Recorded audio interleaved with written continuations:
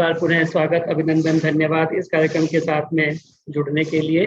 आप सभी इस कार्यक्रम में उपस्थित हैं दिल्ली, फरीदाबाद, गुड़गांव, विभिन्न आर्य समाजों से और देश के विभिन्न कोनों से, और न केवल देश से बल्कि विदेश से भी आप सभी लोग इस कार्यक्रम से जुड़ते हैं। आइए अब आचार्य नरेंद्र मैत्रेयी जी का मैं स्वागत करना चाहता हूं। हमारे मध्य उपस्थित हैं और बहुत ही सरल, सुंदर, रोचक चर्चा के माध्यम से धर्म के वास्तविक स्वरूप के बारे में आप हमें विगत कई सप्ताह से बता रहे हैं और विभिन्न उदाहरणों के माध्यम से, प्रमाणों के माध्यम से, कथानकों के माध्यम से और रोचक चर्चाओं के माध्यम से धर्म के वास्तविक स्वरूप के बारे में आप हमें जानकारी दे रहे हैं।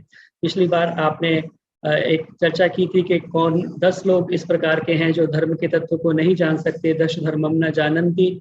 वह चर्चा भी आपने की। छांदोग्य उपनिषद के माध्यम से भी चर्चा की, त्रयो धर्म स्कंधा। आइए, मेरी प्रार्थना है आदरणीय आचार्य नरेंद्र मैत्रेयी जी से कि धर्म के इस वास्तविक स्वरूप पे और थोड़ा सा हमें विस्तार से बताने का प्रयास करें। आदरणीय आचार्य नरेंद्र मैत्रेयी जी। और आज एक विशेष पर्व भी है, मैं आपको शुभकामनाएं देना भूल गया। हम लोग सभी क्योंकि व्यवहार में समाज में मनाते हैं करवा चौथ के नाम से। और करवा चौथ वैसे तो मैं पढ़ रहा था आचार्य प्रेम भिक्षु जी को, ईश्वरी प्रसाद प्रेम जी, और वो लिखते हैं कि इसको हमें दाम्पत्य चतुर्थी के रूप में मनाना चाहिए और इसी रूप में हम इसको मनाएं और हम सभी का जीवन सुंदर सुखद हो। आदरणीय आचार्य नरेंद्र मैत्रेयी जी से मेरी प्रार्थना है कि कृपया अपना उद्बोधन प्रारंभ करें। आचार्य जी। धन्यवाद आप सभी को।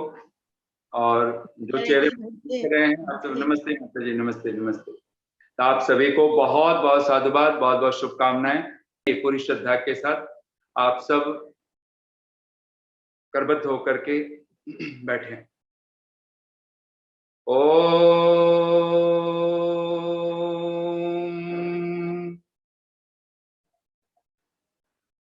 मधुमन्मे निक्रमणम् मधुमन्मे परायणम् वाचा वदामि मधुमत् भूयासं मधुसन्दृशः।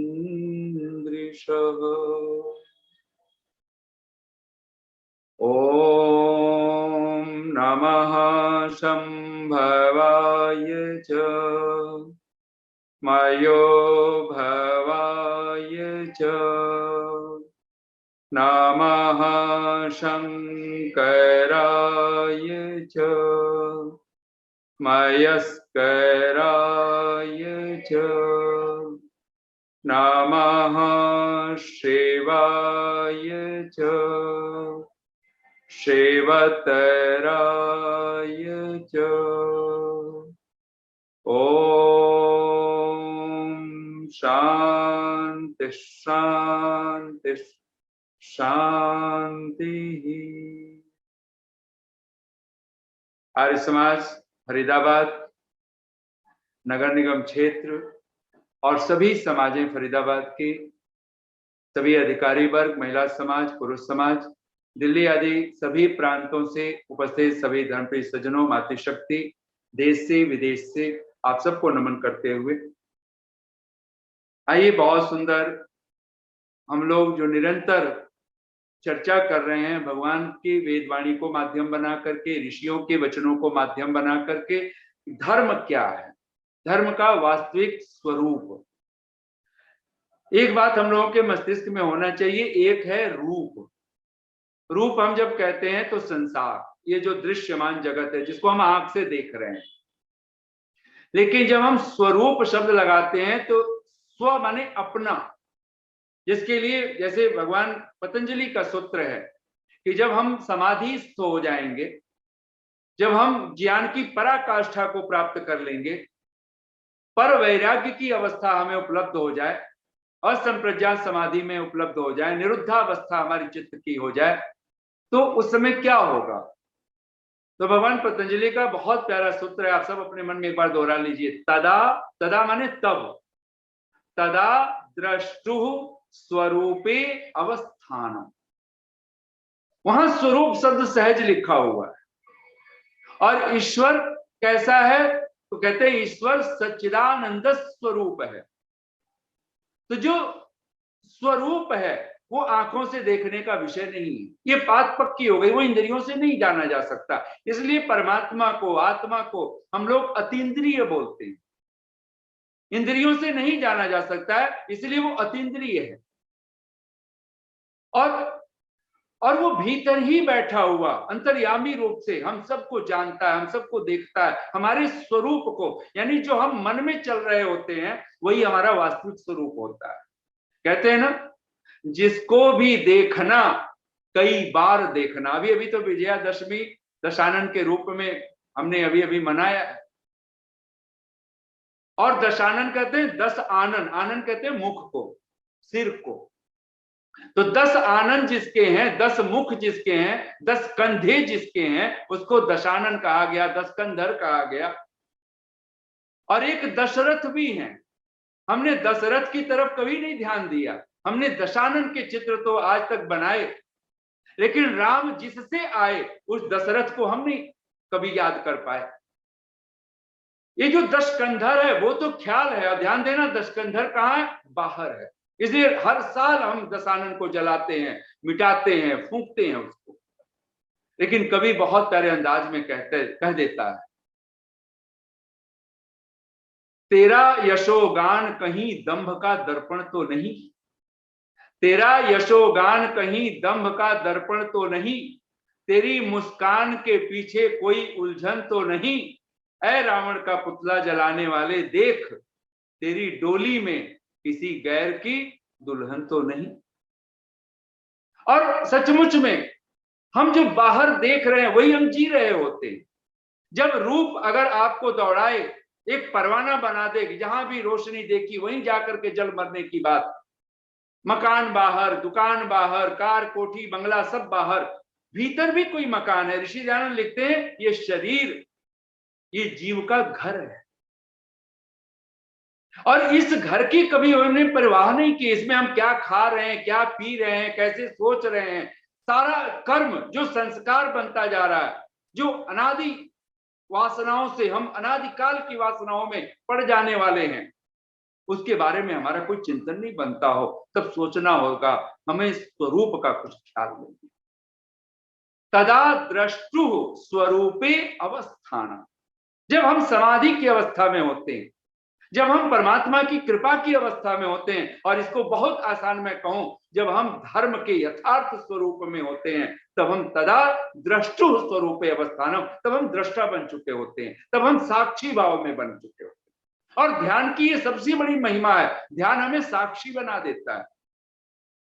ध्यान हमें संसार से, वासनाओं से हमें मोहग्रस्त नहीं करता है। इसलिए तत्र को मोह कह शोक एकत्वम अनुपश्यत, वो जो दृष्टा बन गया है, जो अनुपश्यत, जिसने अनुदर्शन कर लिया, तत्र को मोह कह शोक, वहां कहां मोह, कहां शोक। और धर्म अगर हमारे पास है तो वहां मोह नहीं ठहरेगा, वहां शोक नहीं ठहरेगा। गोस्वामी तुलसीदास जी कहते हैं, वर्णाश्रम निज निज धर्म, निरत वेद पथ लोग। जब राम का राज्य था तो निसंदेह उस समय गोस्वामी जी लिखते हैं, राम राज्य कैसा था, जिसकी कल्पना, जिसका स्वप्न महात्मा गांधी जी तक देखते रहे, और वो राम राज्य की चर्चा करते हैं। कहते हैं राम राज्य में लोग कैसे रहते थे, क्या करते थे, तो कहते हैं वर्णाश्रम निज निज धर्म। यहां धर्म का अर्थ सीधा सीधा कर्तव्य। मैं जो हूं, मैं मां हूं तो मैं मां की ड्यूटी निभाऊं, मैं मां का कर्तव्य। और कर्तव्य आपको मजबूरी नहीं है, कर्तव्य प्रेम चाहता है, कर्तव्य आपसे आनंद चाहता है। जो आपको कर्तव्य का अर्थ है जो करना ही है, जिसको त्याग ही नहीं सकते, जिसको छोड़ ही नहीं सकते, जिसका त्याग न किया जा सके, उसी का नाम तो कर्तव्य है ना। अगर, और कहते हैं वर्णाश्रम निज निज धर्म, तो 4 वर्ण है, 4 आश्रम है, ब्राह्मण, क्षत्रिय, वैश्य, शूद्र, और ये सब धर्म से युक्त हैं, धर्म कर्मा है। ये जो 4 हैं, अगर हम ब्राह्मण हैं, हम क्षत्रिय हैं, हम वैश्य हैं, हम शूद्र हैं, अगर हमने ब्राह्मण वाली विद्या नहीं हमने अर्जित की, हमने क्षत्रिय नहीं बन पाए, हम वैश्य नहीं बन पाए, हमने अन्न धन उपार्जन, विद्या व्यापार हम व्यापार की, कृषि की हमारे पास योग्यता नहीं है। अगर हम ऐसे हैं, हम श्रम तो करें, हम किसी ब्राह्मण के साथ जुड़ जाएं, हम किसी क्षत्रिय की सेवा में लग जाएं, हम किसी वैश्य की सेवा में लग जाएं और हम सेवा करने वाले बने निरभिमान बनकर। तो कहते हैं ये 4 वर्ण है और 4 आश्रम। कोई ब्रह्मचर्य आश्रम में है जो वेद विद्या आदि के अध्ययन में है, जो संयम की साधना में पड़ा हुआ है। ब्रह्मणि वेदे वा चरितुम शीलम यस्य सब ब्रह्मचारी। महर्षि दयानंद लिखते हैं ब्रह्मचर्य का क्या अर्थ है। ब्रह्मणि अर्थात परमात्मा, संध्या, उपासना, भगवान को कभी न त्यागा जा सकता। वेदे वा और वेद वाणी में, जिसके लिए ऋषि लिखते हैं परम धर्म। ब्रह्मणि वेदे वा, आप बोलिए बार मन में, ब्रह्मणि वेदे वा चरितुम शीलम यस्य स ब्रह्मचारी। वो उसको ब्रह्मचारी कहा गया है जो परमात्मा में विचरण करता है, उसी को, उसी में जीवन जीता है। हर पल के भगवान में ही मैं हूं, भगवान मुझ में है, मैं उससे कभी दूर नहीं हो सकता। जो ब्रह्म को एक पल भी न भूलता हो, कहते हैं कि वो ब्रह्मचारी। जो वेद को, भगवान की वाणी को एक पल के लिए भी जो कभी विस्मृत न करता हो, वो ब्रह्मचारी। तो कहते हैं ब्रह्मचर्य, गृहस्थ, वानप्रस्थ और सन्यास, ये 4 आश्रम। कहते हैं वर्णाश्रम निज निज धर्म, निरत वेद पथ लोग। सब किसके मार्ग पर चलते थे? तो जिसको ऋषि दयानंद लिखते हैं वेद का पथ, वेद का मार्ग, जिसको स्वस्ति पंथाम कह करके पुकारा गया, जिसको स्वस्ति पथ कहा गया। स्वस्ति पंथा मनुचरेम, हम स्वस्ति पथ, और स्वस्ति पथ कुछ और नहीं है, वेद का पथ, वेद का मार्ग, ये सन्मार्ग है। और कहते हैं चल ही सदा पावहि सुखई। राम राज्य में ये 4 वर्ण और 4 आश्रम, ये सभी लोग अपने अपने कर्तव्य कर्मों को करते हुए, अपने निज निज धर्म का पालन करते हुए और अवेद के मार्ग पर चलते हुए क्या पाते थे? पावहि सुखई, ये सुख पाते। और धर्म सुखस्य मूलम, सुखस्य मूलम धर्म, धर्म सुखस्य कारण। भगवान वेदव्यास कहते हैं धर्म ही सुख का एकमात्र मूल कारण, धर्म ही सुख का मूल है। पावहि सुखई, खुद कहते हैं भगवान गोस्वामी तुलसीदास जी, इस वेद के पथ पर चल करके राम के राज्य में सब सुख पाते थे। और सुख की परिभाषा क्या अद्भुत है। हम सचमुच में अगर सुख पाना चाहते हैं तो उस सुख की परिभाषा क्या है? तो कहते हैं नहीं भय शोक न रोग। जिस मार्ग पर चल करके भय न मिलता हो, भयभीत न होना होता हो, कहीं किसी तरह का आतंक ना हो, डर ना हो, परिवार में, समाज में, घर में, राष्ट्र में, विश्व में, कहीं भी हम निर्भय होकर के अगर विचरण करने वाले हैं तो समझना कि हम, ये राम राज्य की महिमा, और राम राज्य की महिमा इसीलिए थी। और कहते हैं दैहिक दैविक भौतिक तापा, बहुत सुंदर जितेंद्र जी ने आप सबके लिए सामने ही रख दिया है। दैहिक दैविक भौतिक तापा, राम राज नहीं काहू ही व्यापा। यानी ये जो आपदाएं, जो त्रिविध दुख कहलाते हैं, और ये दुख पाप का ही तो मूल है ना। तब कहते हैं सब नर कर ही परस्पर प्रीति। और फिर अगली पंक्ति है, यहां भी स्व शब्द लिखा, चल ही स्वधर्म निरत श्रुति नीति। राम राज्य में अगर कोई चलता था तो कहते हैं श्रुति नीति, श्रुति यानी वेद, वेद की नीति से, वेद के ही प्रेरणा से हम स्वधर्म करते थे और अपने धर्मों को पाते थे। निसंदेह अगर हम चाहते हैं कि हमारे जीवन में सब तरह से भय शोक रोग मिट जाए, और धर्म ही ये कार्य कर सकता है। जैसे आप अपने घर में हैं, आपको पता है मुझे मेरे स्वास्थ्य के लिए क्या उचित है, आप वैसा प्रभाव, आप उसको ऐसी व्यवस्था करते हो, आप वैसा वातावरण बनाते हो कि मेरे लिए ये उचित है तो मैं ऐसा आहार करूं। ऐसा थोड़े ना कि अगर एक व्यक्ति को कैंसर हो जाए, किसी को डायबिटीज है, किसी को कुछ और है, तो वो सारे जो भोजन परिवार के लोग कर रहे हैं वही भोजन वो कैंसर वाला भी ले, वही भोजन डायबिटीज वाला भी ले, वही भोजन कोई हार्ट की बीमारी वाला है तो नहीं लेता है ना। हर कोई अपने अपने। अगर दुख है वो हमें सबको पता है, तो ध्यान देना, अगर हम सुखी होंगे तो सारी दुनिया दुख में हो तो हो, लेकिन अगर हम वेद के मार्ग पर चलते हैं, धर्म के पथ पर चलते हैं, हमारा सुख हमारे साथ हो, हमारा आहार हमारे साथ होगा। हमारी दिनचर्या हमारे साथ होगी। और ये आहार दिनचर्या क्या करने वाली है? तो 3 चीजें हमारे सुख को परिभाषित करती हैं। नहीं भय, शोक, न रोग। हम भयभीत नहीं होंगे, भय हमारे जीवन में नहीं होगा, शोक हमारे जीवन में नहीं होगा, रोग हमारे जीवन में नहीं होगा। कहते हैं अक्सर, क्या पूछते हो मेरी तरक्की की दास्तां, क्या पूछते हो मेरी तरक्की की दास्तां, हर रोज एक सांचे में ढलना पड़ा मुझे। अगर हम लोगों से पूछ पाए जिनके जीवन में धर्म नहीं है, एक ही उत्तर, और ये है सबका, लोग धार्मिक भी अपने आप को कहे जा रहे हैं, हम भगवान को मानने वाले भी अपने आप को कहे जा रहे हैं, लेकिन मूलतः अगर हमारी जिंदगी पूछी जाए, अगर जिंदगी ऐसी हो कि क्या पूछते हो मेरी तरक्की की दास्तां, अगर हमारी तरक्की की कहानी क्या पूछनी, दास्तान क्या पूछना, अगर पूछते भी हैं तो मैं अगर सच कह पाऊं तो हर रोज एक सांचे में ढलना पड़ा मुझे। हर रोज हम कोई ना कोई सांचा, हर रोज एक रूप लेकर के हम चल रहे हैं।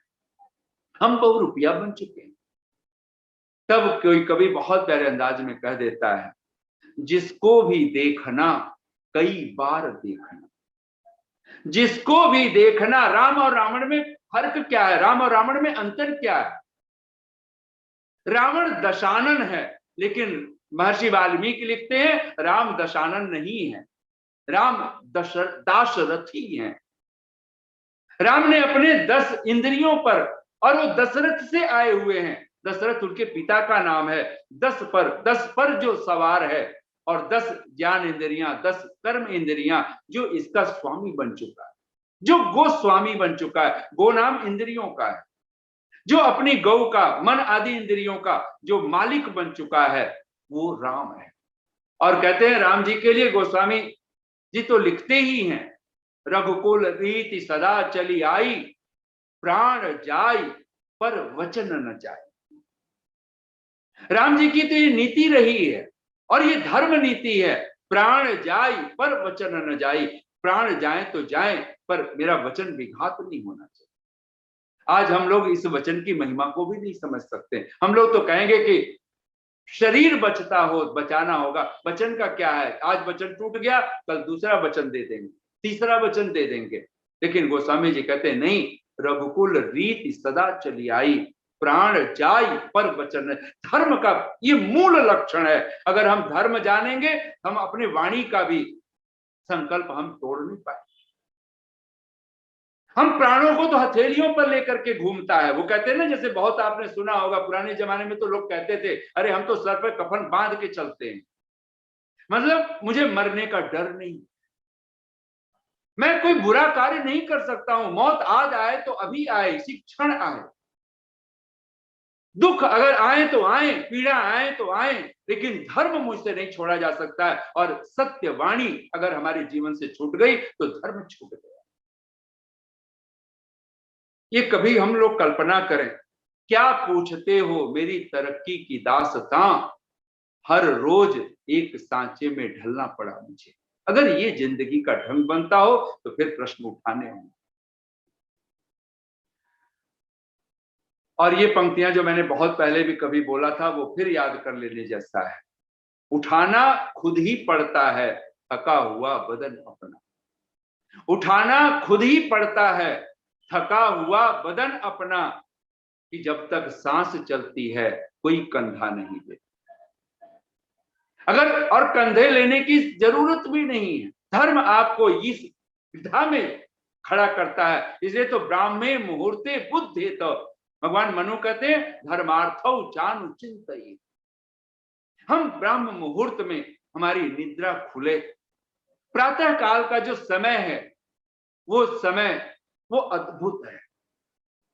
और अभागे हैं हम लोग, अगर उस समय हमारी आंख न खुलती हो, उस समय हम सो रहे हो। जब सोना था तब हम जाग रहे हैं, और जब जागना था तब हम सो रहे हो। अगर ऐसी दिनचर्या बन रही हो तो गोपाल दास नीरज की बहुत प्यारी पंक्ति है, नींद भी खुली न थी कि हाय धूप ढल गई।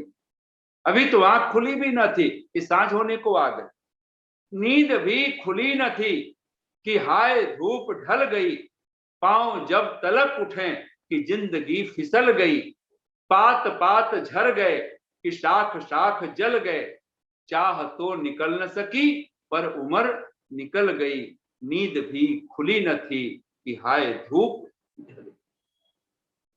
हम कब जगेंगे, कब आंखें खोलेंगे, कब अपने भीतर, और अगर आप ब्रह्म मुहूर्त में, अब ब्रह्म मुहूर्त उसका नाम दिया गया क्योंकि ब्रह्म, वेद और ब्रह्म परमात्मा, ये ब्रह्म शब्द के दो मूल अर्थ हैं। जो ये ब्रह्मणी वेदितव्य, भगवान वेद व्यास कहते हैं दो ब्रह्म तो हर एक को जानने चाहिए।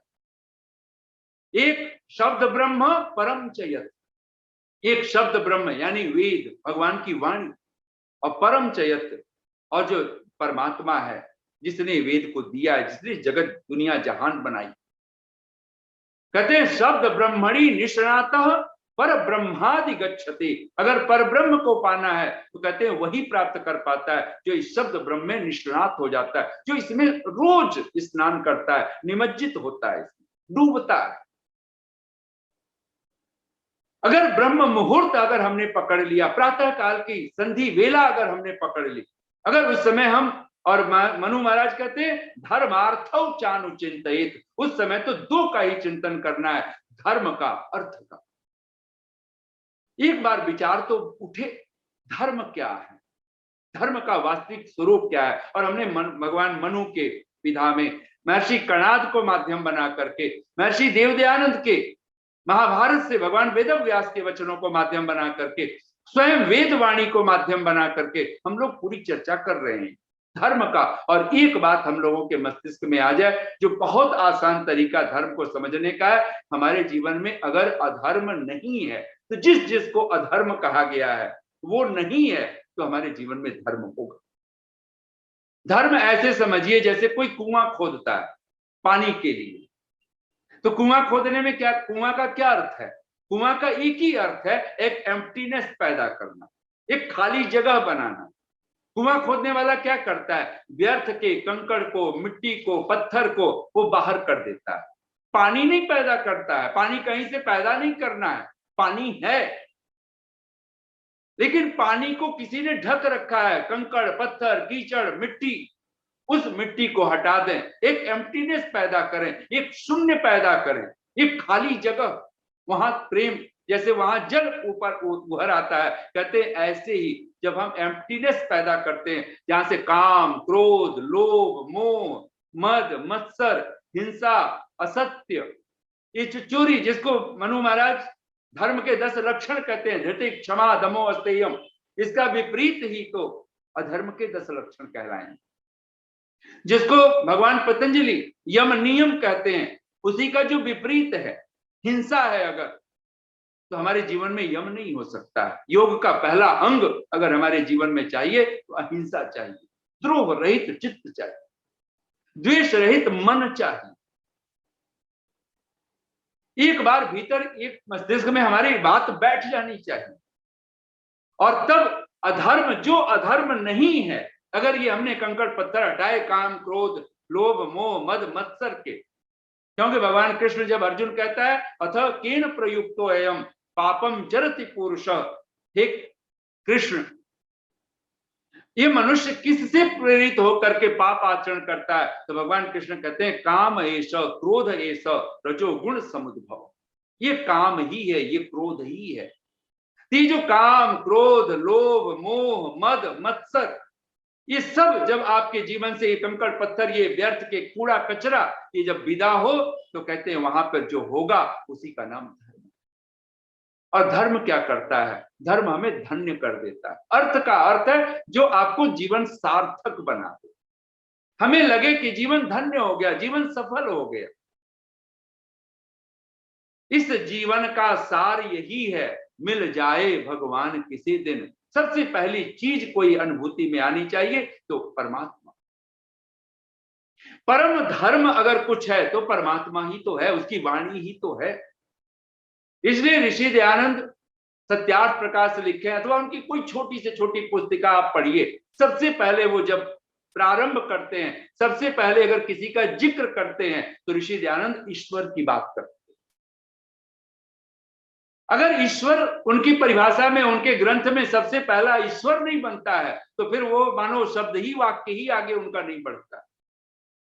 इसलिए धर्म को अगर हमें समझना है तो ये बात हम लोग मस्तिष्क में कई लोगों के बैठा हुआ है, क्योंकि कुछ ऐसे मत मजहब हैं भारतवर्ष में भी जो ईश्वर की बात ही नहीं करना चाहते। वो कहते हैं नहीं, सीधे धर्म की बात करेंगे।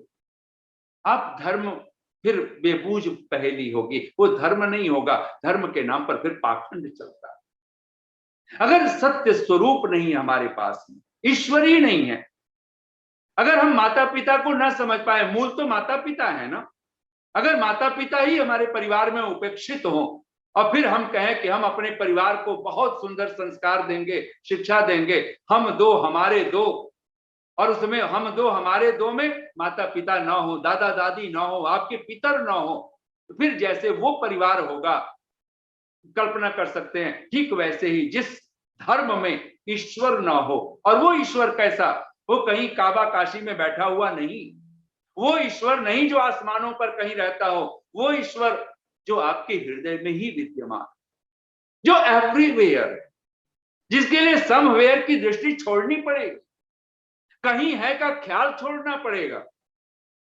धर्मार्थौ चानु चिंतयेत, इसलिए परम धर्म अगर कुछ है तो भगवान मनु कहते हैं वेदो अखिलो धर्म मूलम।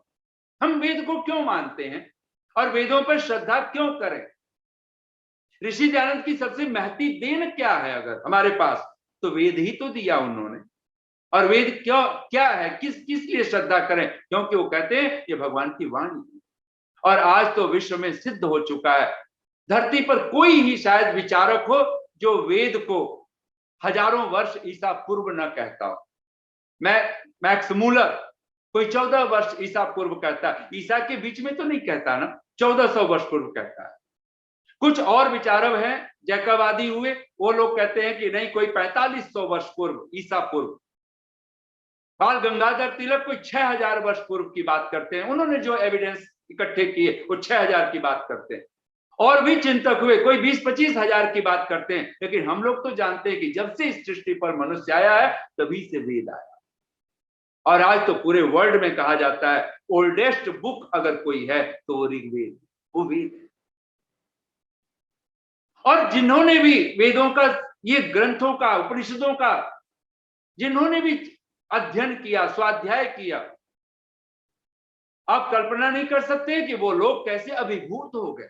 कोई अष्टावक्र गीता पढ़ लिया, वो पागल हो गया। किसी ने भगवत गीता पढ़ ली भगवान कृष्ण की, वो पागल हो गए। और सोचो जिन लोगों ने वेद पढ़ लिया हो उनके जीवन में क्या चमत्कार घटते। और वेदों का जो मूल, स्वामी विद्यानंद आर्य जगत के बहुत बड़े विद्वान, जिन्होंने बहुत अद्भुत अद्भुत ग्रंथ लिखे, अध्यात्म मीमांसा उनकी पुस्तक है, जिस पर अध्यात्म मीमांसा में यजुर्वेद का जो 40वां अध्याय है उसी पर उन्होंने बहुत चर्चा की। वो कहते हैं बृहदारण्यक उपनिषद, ये मूलतः अगर देखा जाए तो कहते हैं ये जो यजुर्वेद के 40वां अध्याय है इसी की व्याख्या है। और उपनिषदों में, और जो मूल उपनिषद है वो ईशोपनिषद है, ईशोपनिषद की ही व्याख्या बृहदारण्यक उपनिषद है। और कहते हैं न्यून अधिक मात्रा में ले तो सभी उपनिषद ईशोपनिषद की ही मानो व्याख्या कर रहे हैं। और ईशोपनिषद का जो मूल है वो साक्षात वेद है, यजुर्वेद है, यजुर्वेद का 40वां अध्याय। अगर उपनिषद इतने स्तुत्य हो सकते हैं, उपनिषदों के मूल में अगर कुछ है तो वह वेद है। और ध्यान देना, हर ग्रंथ के, गीता को तो सर्ववेदमयी गीता का करके उसकी प्रशंसा की गई, क्योंकि वेदैश्च सर्वैरहमेव वेद्य। भगवान कृष्ण कहते हैं परमात्मा अगर जानने योग्य है तो कहते हैं वेदैश्च सर्वैर अहम एव वेद्य, मैं ही जानने योग्य हूं सारे वेदों से। हमारे मस्तिष्क में शास्त्रम प्रमाणम, और बड़ी हैरानी की घटना होती है, ऐसे बड़े बड़े चिंतक हो गए, वो कहते हैं कि कृष्ण जो बोल रहे हैं वही शास्त्र बन गया। कृष्ण किसी शास्त्र की दुहाई नहीं देते हैं। शायद ही उन्होंने भगवत गीता पढ़ी हो, पता नहीं कैसे पढ़ते हैं, क्योंकि उनको संस्कृत का ना इतना नॉलेज था, ना उनको जानकारी थी। और वो लोग पूरे वर्ल्ड में कहीं बहुत बड़े चिंतक बन करके उभरे, लेकिन उनको सचमुच में कहा जाए तो भगवत गीता पढ़ी ही नहीं है, उन्हें पता ही नहीं। शास्त्रम प्रमाणम शास्त्र विधि उत्सृज्य यह वर्तते कामकार्त, ये भगवान कृष्ण के शब्द हैं। और आज भी जो भगवत गीता प्रेस गोरखपुर से जो भगवत गीता की जो अनुवाद मिलते हैं, जिसको जय दयाल गोयंद का, वो अद्भुत, उन्होंने सारे शब्दों के साथ एक अद्भुत न्याय किया हुआ है।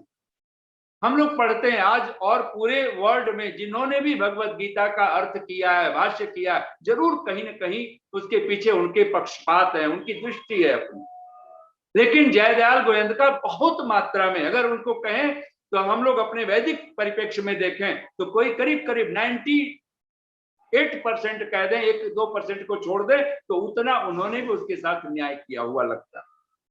जय दयाल गोयंद का जब भाष्य करते हैं तो शास्त्रम प्रमाणम का अर्थ करते हैं वेद शास्त्र प्रमाण, वेद शास्त्र की बात करते हैं। जब जय दयाल गोयंद का स्वाध्याय की बात करते हैं तो स्वाध्याय जब भगवत गीता में लिखा है तो वहां स्वाध्याय का अर्थ वेद आदि शास्त्रों का अध्ययन कहते हैं। यानी स्वाध्याय में अगर वेद नहीं है तो वो स्वाध्याय नहीं हो सकता। स्वाध्याय में अगर परमात्मा की वाणी, वेद वाणी, और इसीलिए तो गीता में, भगवत गीता में भगवान कृष्ण के ही शब्द हैं, कर्म ब्रह्मोद्भवम ब्रह्म अक्षर समुद्भवम। ये जो क्या कर्म करने चाहिए हमें, इसकी उत्पत्ति हम कैसे जाने कि हमें क्या करना चाहिए क्या नहीं करना चाहिए, तो कहते हैं कर्म ब्रह्म उद्भवम। ब्रह्म यानी वेद से उत्पन्न हुआ है। हमें कौन से कर्म करने चाहिए, कौन से कर्म नहीं करने चाहिए, इसका ज्ञान अगर कहीं से, इसका विवेक अगर हमसे कहीं से हुआ है तो कहते हैं वो वेद है। और कहते हैं ब्रह्म अक्षर समुद्भव, और ये ब्रह्म जो वेद विद्या है, कहते हैं इसकी उत्पत्ति कहां से हुई है, तो कहते हैं अक्षर समुद्भवम, ये अविनाशी परमात्मा से उत्पन्न हुआ। ये भगवत गीता। लेकिन फिर भी विडंबना कि जब कुछ लोग, कुछ ऐसे बड़े चिंतक जो अपने आप को अद्भुत रूप से प्रतिष्ठापित कर चुके हों समाज के बीच में, और वो कहते हैं शास्त्र के कोई मतलब नहीं है, वो हर ग्रंथ को एक उपेक्षा की दृष्टि पैदा कर देता हो, वो कहता है शास्त्र हमेशा आंख के सामने होना चाहिए, बात नहीं बनी। तो सबसे पहला जो धर्म का मूल स्वरूप है वो वेद है, वेद वाणी। इसलिए आचार्य चाणक्य तक कह देते हैं न वेद बाह्यो धर्म, ऐसे कुछ शब्द हैं, आप अपने मस्तिष्क में दोहराते रहिए, न वेद बाह्यो धर्म। और इसीलिए तो महर्षि देव दयानंद 3 सूत्र जब हमें अपने आप में देते हैं, वो 3 सूत्र हमें आर्य बनने के लिए तो है। आर्य का अर्थ ऋषि के ही शब्द है, एक बार आप सब अपने मन में दोहराइए। संस्कृत भाषा में आर्य का क्या अर्थ किया है, अनेक जगह वो अर्थ करते हैं, लेकिन एक जगह ये धर्म के परिप्रेक्ष्य में आप लोग ये अर्थ दोहरा लीजिए। आर्य धर्म्य गुण कर्म स्वभाव, ये आर्य का बहुत छोटा सा जो आंसर, जो आर्य का जो अर्थ, आर्य की जो महिमा। कहते आर्य कौन है, तो कहते हैं धर्म्य गुण कर्म स्वभाव। धर्म युक्त जिसका गुण है, धर्म युक्त जिसके कर्म है, धर्म युक्त जिसका स्वभाव है, वो आर्य है। हमने कभी ऐसे कब सोचा है? हम तो सोचते हैं मैं आर्य हूं, मैं बस श्रेष्ठ हूं, मैं तो मंदिर नहीं जाता, मस्जिद नहीं जाता, गुरुद्वारे नहीं जाता, मैं यहाँ नहीं जाता, डिमका नहीं करता, मैं ये नहीं करता, वो नहीं करता, मैं आर्य हूं। नहीं, धर्म गुण कर्म स्वभाव, जिसके जीवन में धर्म युक्त गुण है। और धर्म युक्त गुण, पहला गुण क्या होना चाहिए? आपको पता है हनुमान जी के चालीसा हम लोग सुनते हैं बचपन से, और बिना सुने हुए भी याद हो चुका है। हम नहीं हनुमान चालीसा का पाठ करते हैं, लेकिन दुनिया पढ़ रही है, और उसमें पहला शब्द क्या है, पहला गुण क्या होना चाहिए? तो हनुमान जी के लिए लिखा गया जय हनुमान ज्ञान गुण सागर, ज्ञान गुण सागर। हिंदी में जब बोले पहला गुण अगर कोई है तो ज्ञान ही तो है, विवेक ही तो है। हम लोगों ने पूरी श्रद्धा के साथ मनु महाराज के और सबसे पहले कणाद मुनि को माध्यम बना करके ये धर्म का स्वरूप क्या है, तो कहते हैं यतो अभ्युदय निश्रेयस सिद्धि सधर्म। जिसके आचरण करने से, ऋषि के शब्द है, इस पर भाष्य है, जिसके आचरण करने से, यानी वो आचरण, वो गुण, वो कर्म, वो स्वभाव जिसके आचरण करने से अभ्युदय यानी संसार में उत्तम सुख, इस संसार में रहते हुए भी हमें उत्तम सुख प्राप्त होता हो। और कहते हैं बिल्कुल, अथातो धर्मम व्याख्यास्यामः, ये पहला सूत्र है वैशेषिक दर्शन का कणाद मुनि का। और दूसरा ही सूत्र है यतो अभ्युदय निश्रेयस सिद्धि सधर्म। और कहते हैं इसकी प्रामाणिकता क्या है, कहते तद वचनाद आमनायस्य प्रामाण्यम। हम क्यों वेदों को माने, क्यों वेदों पे श्रद्धा करें, तो कहते तद वचनाद, तद वचनाद मतलब ईश्वर वचनाद, धर्म वचनाद, ये धर्म का वचन होने से, ईश्वर का वचन होने से इसकी प्रामाणिकता है। ये वेद वचन है, ब्रह्म वाक्य है। तो जिसके आचरण करने से संसार में उत्तम सुख और कहते हैं मोक्ष सुख, निश्रेयस अर्थात मोक्ष सुख की प्राप्ति होती हो, जहां सब दुख विलीन हो जाते हो, जहां जिसको भगवान पतंजलि कहते हैं पंच क्लेशा विपर्यया, जिसको भगवान वेदव्यास भाष्य करते हैं। क्लेश क्या है, कहते हैं पंच क्लेशा विपर्यया, ये जो 5 विपर्य है, मिथ्या ज्ञान है। इसलिए पहला जो गुण है वो तत्व ज्ञान है।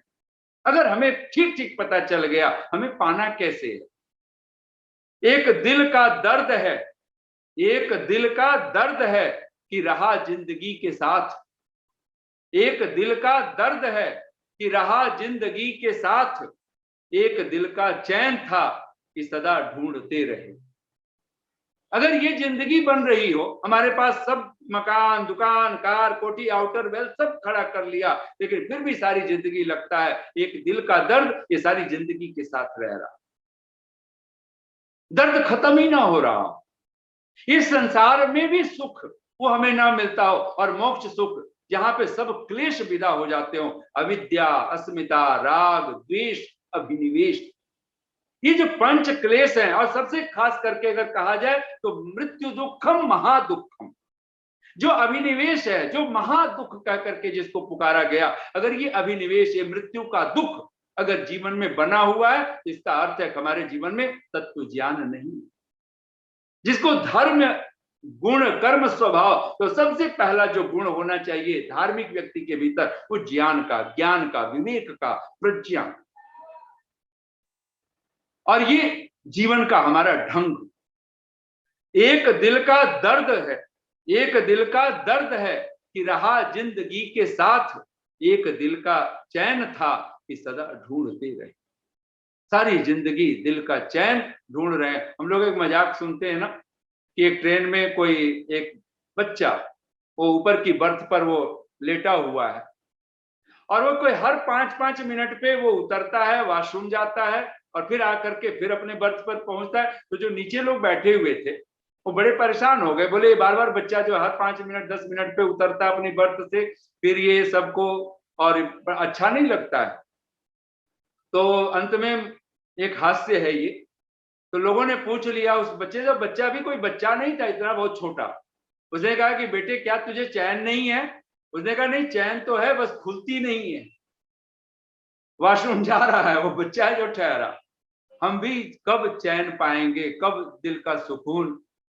और वो सुकून तो तब मिलेगा जब जीवन में ज्ञान गुण सागर, ये धर्म का जो पहला लक्षण है वो वेद आ जाए। वेद का मूल अर्थ ही है विद ज्ञाने, हमारे जीवन में ज्ञान घर कर ले, और ज्ञान जहां होगा, ज्ञान जहां होगा, विवेक जहां होगी, प्रज्ञा जहां होगी, वहां प्रकाश होगा। इसलिए ऋषि ध्यान ने अद्भुत नाम दिया है, अगर एक बार आप चर्चा तो करें, सत्यार्थ प्रकाश। धर्म का जो मूल अर्थ है वो सत्य है, सत्य आचरण। और आज तो करवा चौथ का व्रत है ना, तो आज इस, और मुझे बहुत अच्छा लगा, मैं तो हालांकि समय क्रॉस कर चुका हूं, लेकिन मैं बहुत जल्दी समेट दूं अपनी वाणी को। आचार्य प्रेम भिक्षु जी का नाम ले रहे थे जितेंद्र जी। मेरे सबसे पहले जब हम इस विद्यार्थी काल में 18 वर्ष की आयु में जब मैंने घर छोड़ा इस विद्या को पढ़ने के उद्देश्य से, तो सबसे पहले मेरे आचार्य थे आचार्य प्रेम भिक्षु जी मथुरा। उसके बाद मैं वहां से फिर स्वामी सत्यपति जी के वहां पे रोजड़ गए गुजरात, और वहां पर बहुत सारे आचार्यों के सानिध्य में, स्वामी सत्यपति जी के सानिध्य में 3 वर्ष हमने वहां पर अध्ययन किया था। उसके बाद अनेक विद्वानों का, लेकिन जो सबसे पहले हमारे आचार्य हैं वो है आचार्य प्रेम भिक्षु जी।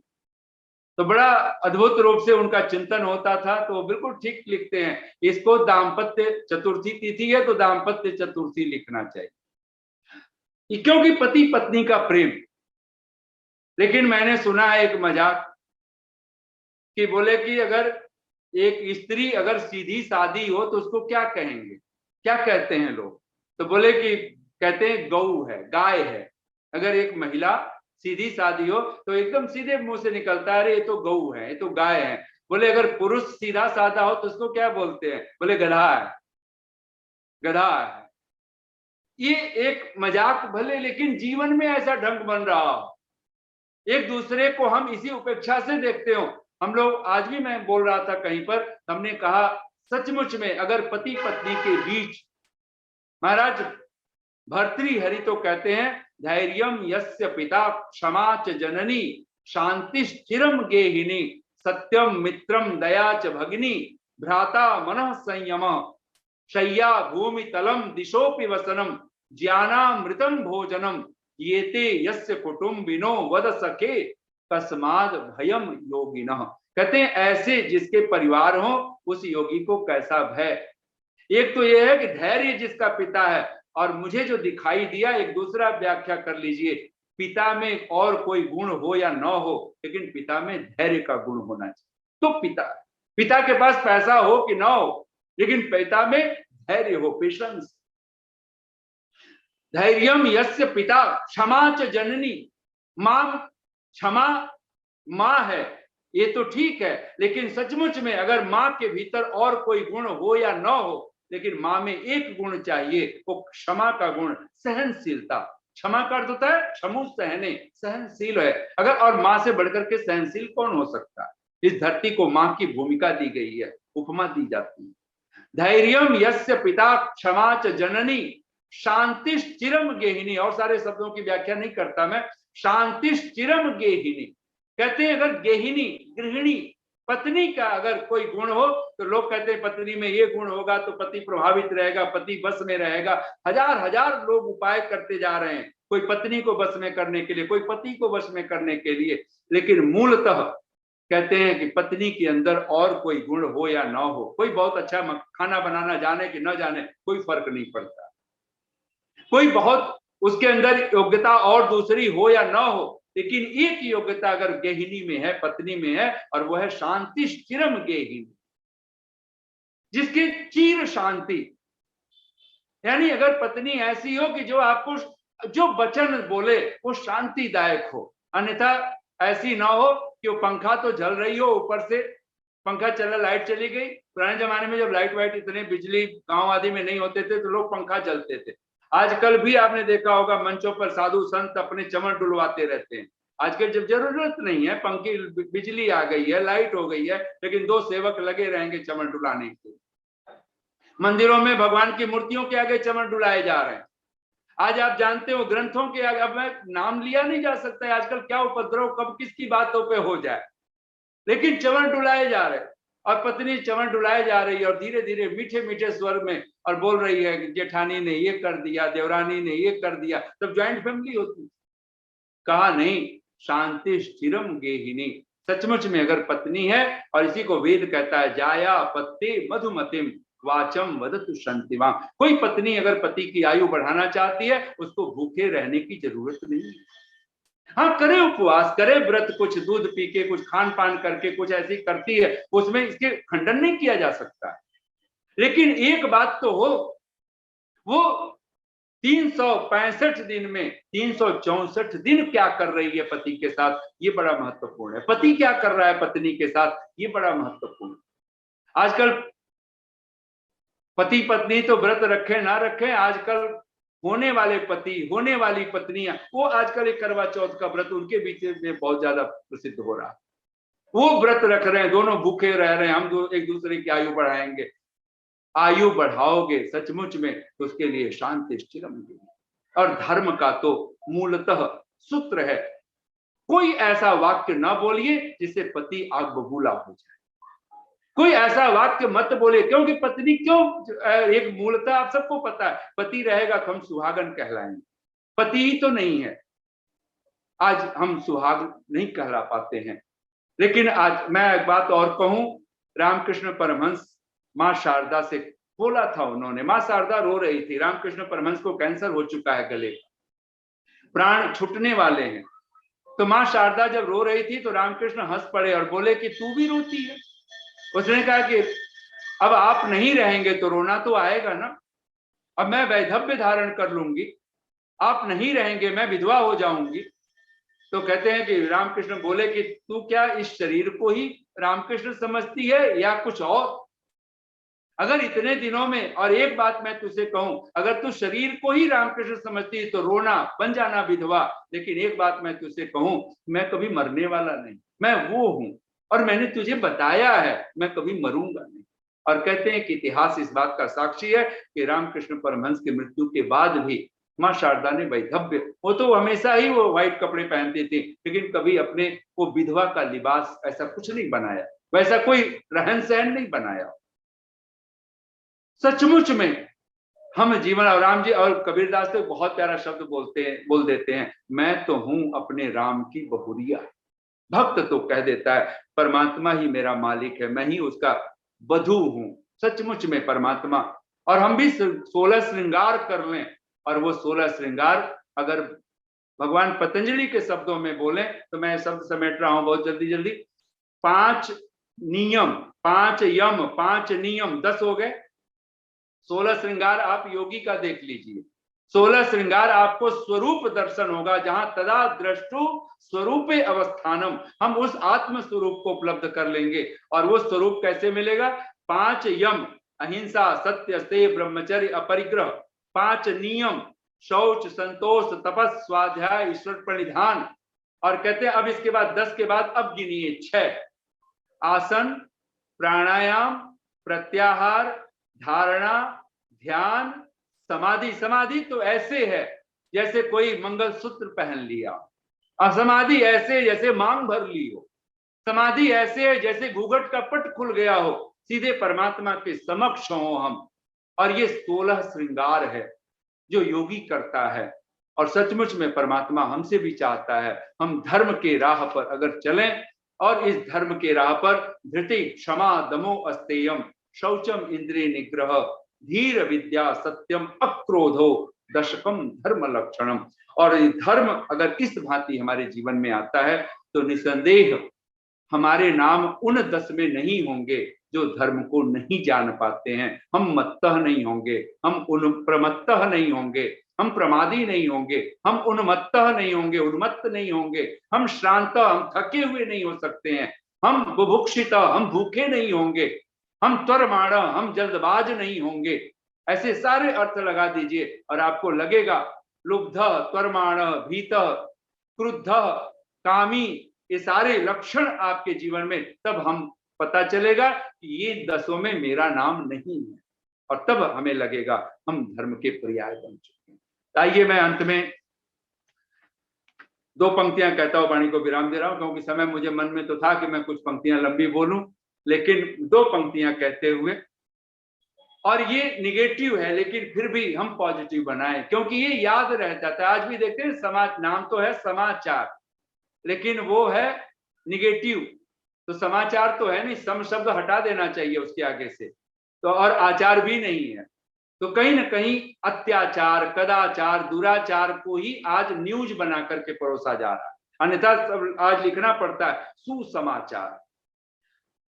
कुछ हंसी ख्वाब और कुछ आंसू, कुछ हंसी ख्वाब और कुछ आंसू, उम्र भर की यही कमाई है। अगर ये जीवन में अगर लगता हो कुछ हंसी ख्वाब और कुछ आंसू, जब भी अकेले होते हो तो आंसू गिरने लग पड़े, कोई अपना सा कोई आपको दिखे और आंसू गिरने लग पड़े, और कुछ हसीन ख्वाब, तो कहते हैं अगर ये लगता हो उम्र भर की यही कमाई है, तो फिर समझना हमारा जीवन कहीं ना कहीं इन 10 के बीच में है। तब हम कहीं ना कहीं मत्तः, उन्मत्तः, प्रमत्तः, शांतः, बुभुक्षितः, भीतः, त्वरमाण, ये सब नाम हमारे भीतर, हम कामी तब कहलाएंगे, तब सारी जिंदगी में शायद हमारे पास तब धर्म नहीं होगा, लेकिन धर्म हो सकता है अगर हमारे पास परमात्मा है। इसलिए एक, अब अंत में 2 पंक्तियां बोलता हुआ वाणी को विराम दे रहा हूं। एक साधे सब सधे, अब इसको पॉजिटिव में ले लीजिएगा। कुछ हंसी ख्वाब और कुछ आंसू, उम्र भर की यही कमाई है। ये कब? जब अधर्म हमारे जीवन में होगा, लेकिन हो सकता है। एक साधे सब सधे, सब साधे सब जाय, जो तू सींचे मूल को, फूलई फलई अघाय। और हमारा मूल एक ही है, अगर हमने परमात्मा को सींच लिया, हमने उस मूल को पकड़ लिया, तो जीवन धर्म से ओतप्रोत होगा। धर्मार्थौ चानुचिंतयेत्, हमारा जीवन सफल होगा, सार्थक होगा। इतनी शांति और प्रेम से आप सबने सुना, बहुत बहुत साधुवाद, बहुत बहुत धन्यवाद। ओम शम। बहुत बहुत धन्यवाद आदरणीय आचार्य जी, बहुत सुंदर चर्चा। आपने थोड़ा विलंब से प्रारंभ किया, तो आज थोड़ा समय उसी हिसाब से बाद में भी स्वाभाविक था, क्योंकि बात पूरी होती नहीं है और अभी भी नहीं, ऐसा लगता है कि आप कहते रहें और हम सुनते रहें।